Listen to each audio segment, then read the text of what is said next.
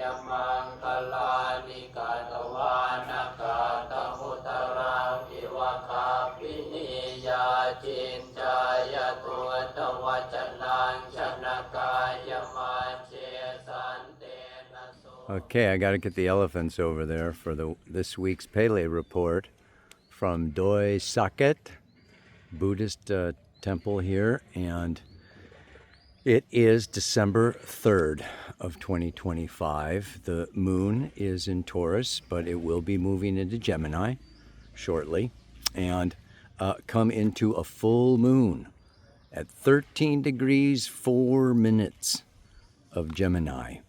And that will be, later on today, at least here in Thailand. I don't know, depends on where you are. And then Friday, it's going to be moving into Cancer and opposing Mars, and going just before that, squaring Saturn and Neptune, and doing a number of different aspects as she goes along. And then she's going to make a little bit of a yod, in Cancer to Pluto on the one hand, and Sun and Venus on the other. So finally, on Sunday moves into Leo, and on Tuesday Virgo. So we've got this moon, full, and then, yes, moving on and moving up. The planets that I want to talk about, and you can see it, the chart that I put at the very beginning, the grand trine of, what is it? The moon conjuncts Jupiter and comes along in a grand trine with Black Moon, Lilith, and Mercury, and Saturn and Neptune, triggering this kite formation if you include Uranus. And what I'm going to do is I'm going to go up to the top, and I'm going to finish this. But first, I just want to get a little close-up, of our friends that are guarding the great Buddha. Yeah, it's very, very beautiful. And these creatures with, I don't know exactly what they are, but here we want to get this guy too. Boom. Yes, indeed. All right, let me continue this a little bit later at the top. Okay, made it up to the top. So to finish these aspects, we have a Mars trine Chiron on Friday. The big thing is that the sun is going to be squaring the moon's nodes. That's exact on Saturday. But it's, give it a few days on either side. So pretty much all week. Then I talked about the grand trine that I want to be speaking to you about today. But in addition to that, we have Mars square Saturn. Okay, that's going to be on Monday. And I just want to give you a shot of the valley. I'm about 45 minutes north of Chiang Mai. It's up in the mountains. And going up to Chiang Rai to see the White Temple. I'll share that with you next week, but this is very, very special. Last thing today that might come up a little bit in today's report is Mercury is in conjunct Chiron on Thursday. And and the moon is square to Chiron on Monday. And I really like to look at Chiron as the ruler, a co-ruler of Sagittarius, where we have all these planets happening right now. So, yes, with Buddha, I will share. All right, everybody.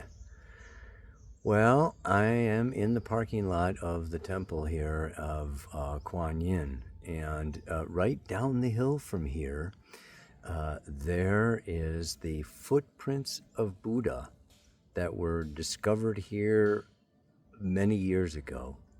A couple thousand years ago, I think. And I put some photos of those footprints. The footprint of Buddha. It really applies to what I want to be talking with you about today. And this whole Sagittarius. Sagittarius, is the realm of truth and belief and religion and natural laws. that govern all evolution and nature, the wild, the forests and the streams and the mountains and horses. And so nature and natural law and the merging of nature and natural law with meaning and purpose and something to believe in and understand our life experience.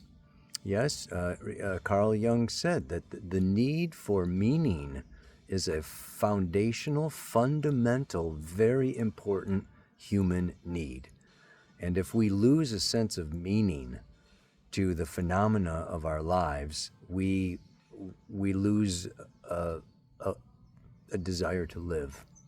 So it's important to have meaning, and of course, people make different things mean different things. I want to read to you the full moon here. It's the 14th degree, the Sabian symbol for the 14th degree of Gemini. And especially it ends with a bang. So let's check it out. Bridging physical space and social distinctions. Two men communicate telepathically. The keynote is the capacity to transcend the limitations of bodily existence. In order to function in the world of material entities, humanity needs to focus the energies of life in a limited organism and an ego mind that is formed by the pressures of a particular culture and family background. Yet a time comes when the individual can still transcend the limiting boundaries of culture and ego. An effort should then be made to enter a realm of consciousness in which the communication from mind to mind can take a more direct form, because the minds then operate within the one mind of humanity. It is then as if two cells in a human body were communicating to each other, perhaps through some kind of invisible nerve channels, or, as it were, from nucleus to nucleus by means of vibratory resonance. At this, we see the potentiality of a new technique to be used in the newly opened lands, confronting the pioneers in human evolution. It is a technique of transcendence. And here's the big bang. It evidently can also bring confusion and many failures, as well as illusory claims and self-deceit. We are in a time now where, yes, this kite formation is what I want to really be speaking to you about. It's so very powerful, and it has been getting triggered since October 24th, when the moon and black moon Lilith, came by. The tail of the kite. Late Scorpio, early Sagittarius, 1 degrees of Sagittarius, right opposite Uranus, and then in a grand trine with Jupiter, Saturn, and Neptune making the wings of the kite. Yeah? So this is really, we know that Saturn, Neptune is the end of illusions, falling away, the end of thousands of years, of patriarchy, and even of Pisces is connected with Christianity. Yes, the old understanding of Christianity. So I want to be talking about that today. And then I've already brought up that Jupiter, the ruler of Sagittarius, where we now have Mars, the Sun, Venus, Mercury is coming, Black Moon Lilith. These, there's this all this very powerful energy happening. And even all through 2026, any planet transiting that 0 degrees of Sag will oppose Uranus, and go into a trine.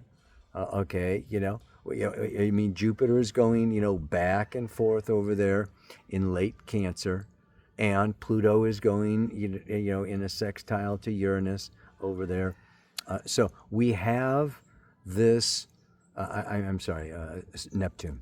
Neptune is early Aries, making this kite formation active all through 2026. And what is it about? What is Sagittarius about? This is what I want to discuss today.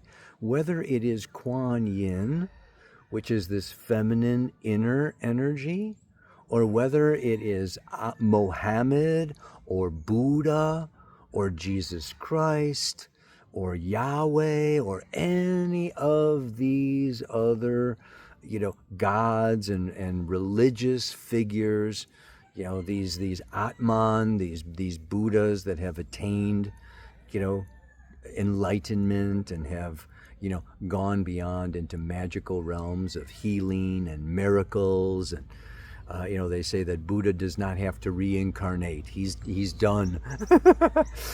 He doesn't have to come back anymore. So we have, so much other energy happening through this patriarchy. But what I really want to point out with this Jupiter ruling Sagittarius in the sign of Cancer is, and the mantra today speaks to it, there is this Sagittarian fire and air masculine that is seeking spirituality, meaning, understanding, philosophy, purpose, outside, in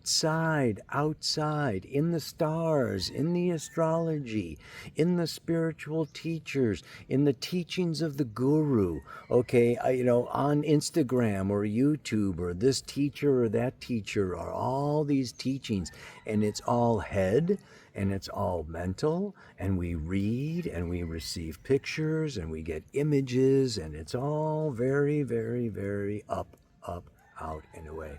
It's very masculine. And now we have this ruler of Jupiter, this ruler of Sagittarius, Jupiter, in the sign of Cancer. And Cancer is the bottom of the chart. Water, the feminine, seeks the inner world. And there is this need, and it's like I almost want to acknowledge 2026 as the year of embodying astrology and embodying the spirit and bringing this external belief down into our astral bodies, our etheric bodies, our emotional bodies, our physical bodies, and really feeling this connection. And this is what brings through telepathy. I'm here studying with Mantek Chia, and he talks about the orbit and how we can die consciously if we spiritualize the body before we die. And now I want to bring in Chiron a little bit, because I want to bring in a little esoteric Christianity that Rudolf Steiner spoke of. And he spoke of the mystery of Golgotha. He spoke of Christ, not Jesus, but that Christ consciousness, which is also Chiron consciousness. Chiron has been associated with Christ consciousness, discovered in 1977.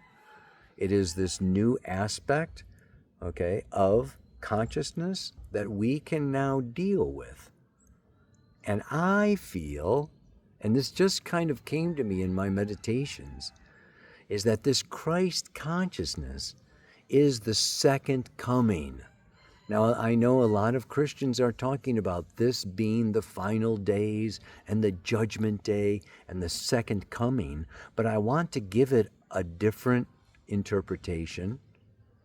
The interpretation of Rudolf Steiner, okay, was actually, number one, that when the spear of Longinus pierced the side of Jesus on the cross and the blood spilt onto planet Earth, If we were to view the earth from a far distant space, we would have seen the entire aura of the earth change color.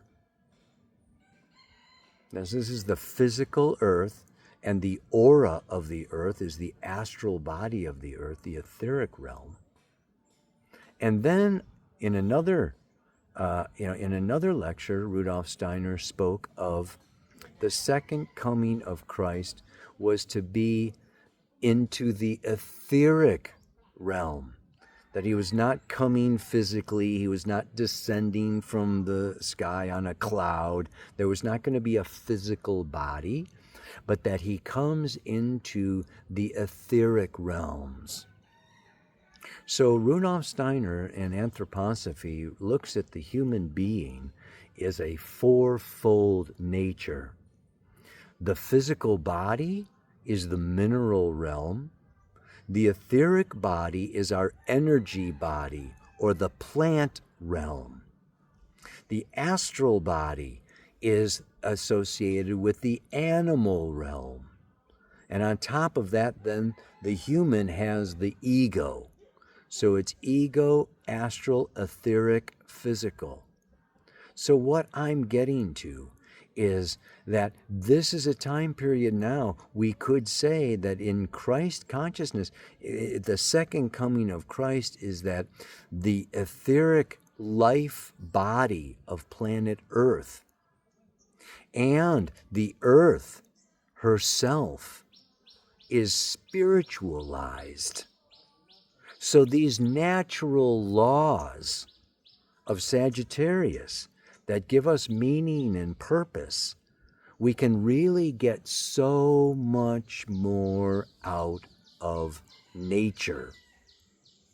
And not only nature, but going within.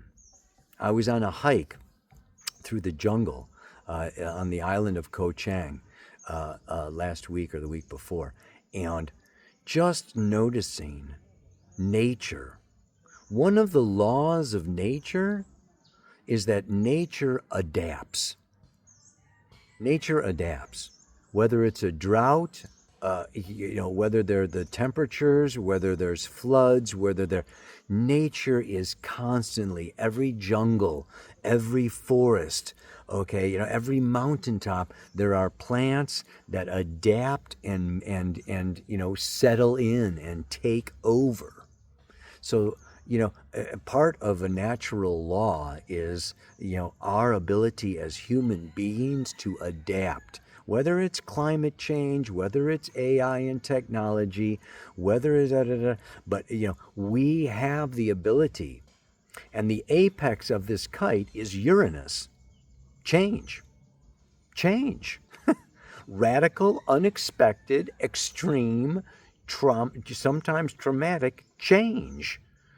And the apex of the kite is where the work needs to be done. The evolutionary work needs to be done.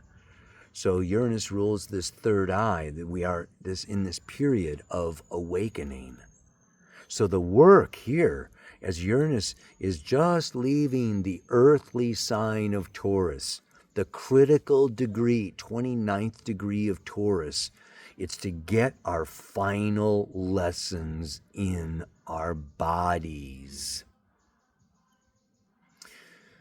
Another natural law that came to me is that nature hates a void. Nature will fill a void. If you're in the jungle, or you're in the ocean, or you're in a puddle, and you make a splash, or you throw a rock, the water fills it up, right? If you clear out a section of the jungle, in no time, it will be filled. It's almost like, at any time there is a void, nature and the plant world, the etheric world will fill that void with something new. Something new. So this is really something. if our minds are always filled, if we're always busy, if we're always thinking, if we're always taking care of business, there is no void in our mind. And the only time that we can get a new creative idea is maybe when we go to sleep and have a dream. Because we're not emptying our minds. We're not opening space for Kuan Yin or the dragons or Jesus, Yeshua, or Buddha, or Allah, or Yahweh to really enter our astral body, enter our ego, our astral body, our etheric body, our physical body. So this is another place where I want to say that, this Eastern way, and we can look at the West as being yang and masculine, and the East as being inner and feminine. So I've come back here. I'm not doing any readings this month. I've decided to just, let go of all this outer, and kind of go inner. And it is through the stillness and sitting still. And I have a hard time sitting still. I have a hard time not thinking. I got the moon in Gemini. In the 10th house of business, cut it out, right? So I know the challenges here. I'm facing the dragon. To sit still. So let me read this. This week's mantra, right? Is very fitting. For the Sabian symbol, for all of this Sagittarius, and for what's really coming on, and that is Mercury. The left brain, okay, retrograding back and now coming back forward for the third pass, forming a grand trine, yes, with the moon and Jupiter, with Saturn and Neptune, and conjoining with Black Moon Lilith. This is the week. This is the week of the kite, of the grand trine. And then even when Mercury goes into Sagittarius, right, it's going to oppose Uranus. So this is a whole week period where I really suggest, and you use this mantra, right? I can follow all the teachers and read all the posts. Do yoga till I'm all tired out. But until I sit still, close my eyes and breathe, I won't know what it's all about. The Western path of AI and media and answers and business and sales and Christmas and go, fast food and versus, in comparison, in polarity, in counterpoint, polarity to the east of the Buddha, one Buddha after another sitting. Some have their eyes closed, some have their eyes halfway open, some are just barely open. They're sitting, breathing in stillness, opening a void within their mind to be enlightened, to be inspired, to have Uranian lightning bolts of flashes of inspiration break into their consciousness. So as much as we can especially now during these next couple weeks, balance ourselves with outer activity along with inner stillness. Enter the void, and you shall be filled. One more time. Let me give you that mantra and say it so it rhymes. I can follow the teachers and read all the posts, do yoga till I'm all tired out. But until I sit still, close my eyes and breathe. I won't know what it's all about. May you sit still, close your eyes, and breathe. Namaste, Sawadee Ka,